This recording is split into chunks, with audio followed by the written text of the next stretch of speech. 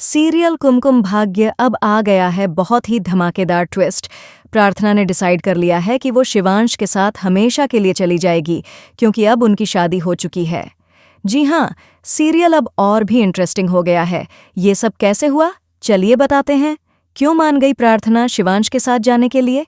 लेकिन हाँ, अगर आपने अभी तक हमारे चैनल को सब्सक्राइब नहीं किया है तो जल्दी से कर लीजिए।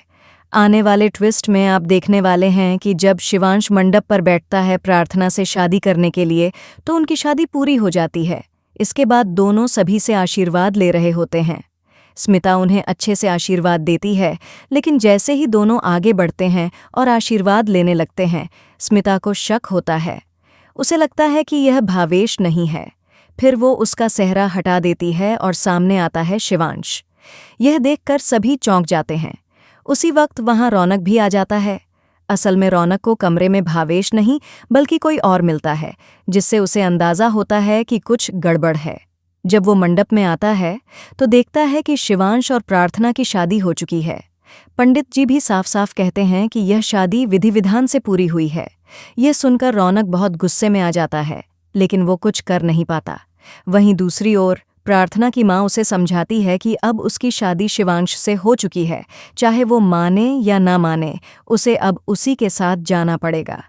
अगर वो रुकी तो लोग सवाल उठाएंगे और उसकी बहन की शादी पर असर पड़ेगा। इसके बाद प्रार्थना बाहर आकर सबके सामने कहती है कि वह शिवांश के साथ अपनी शादी को स्वीकार करती है और उसके साथ जाने के लिए तैयार है। यह सब देखकर रौनक को और भी गुस्सा आता है। शिवांश जाते जाते स्मिता जावेरी से कहता है, अब आप अपने टूटे फूटे बेटे को संभाल लीजिए। कोई बात नहीं, मैं जा रहा हूं अपनी पत्नी को लेकर।